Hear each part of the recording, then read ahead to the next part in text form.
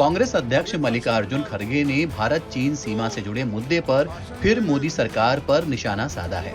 खड़गे ने कहा है कि केंद्र सरकार को चीन से सटी सीमा पर हालात को लेकर देश को विश्वास में लेना चाहिए।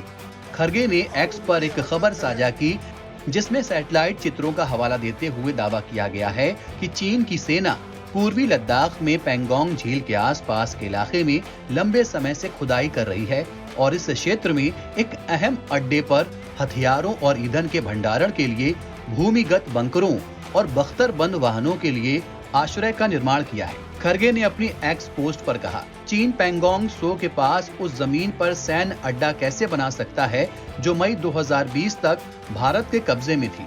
खड़गे की पोस्ट पर भाजपा या केंद्र सरकार की ओर से तत्काल कोई प्रतिक्रिया नहीं आई है, लेकिन सत्तारूढ़ दल और सरकार ने अतीत में इस मुद्दे पर कांग्रेस के सभी आरोपों को खारिज किया है।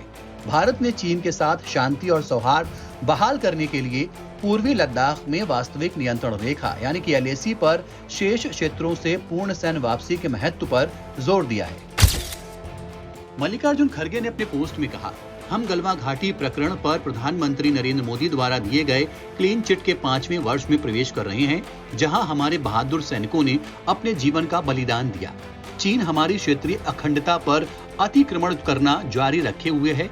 उन्होंने कहा कि 10 अप्रैल 2024 का दिन याद करें जब विदेशी प्रेस को दिए गए साक्षात्कार में प्रधानमंत्री नरेंद्र मोदी वैश्विक मंच पर भारत का पक्ष मजबूती से रखने में विफल रहे थे।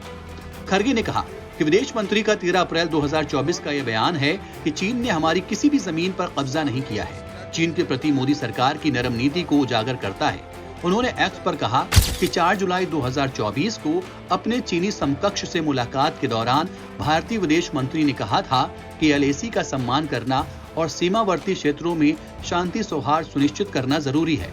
कांग्रेस अध्यक्ष ने आगे कहा कि चीन भारतीय क्षेत्र पर कब्जा करने और सिरिजाप में एक सैन्य अड्डे का निर्माण करने के लिए आक्रामक रुख इख्तियार किए हुए है, जबकि ये भूमि कथित तौर पर भारतीय नियंत्रण में थी। उन्होंने आरोप लगाया कि मोदी सरकार वास्तविक नियंत्रण रेखा पर यथास्थिति कायम नहीं रखने के लिए जिम्मेदार है।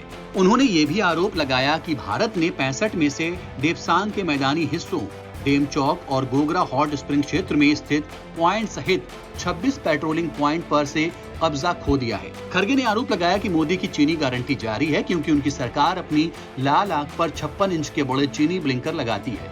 उन्होंने कहा, कांग्रेस एक बार फिर LAC पर सीमा की स्थिति पर देश को विश्वास में लेने की अपनी मांग दोहराती है।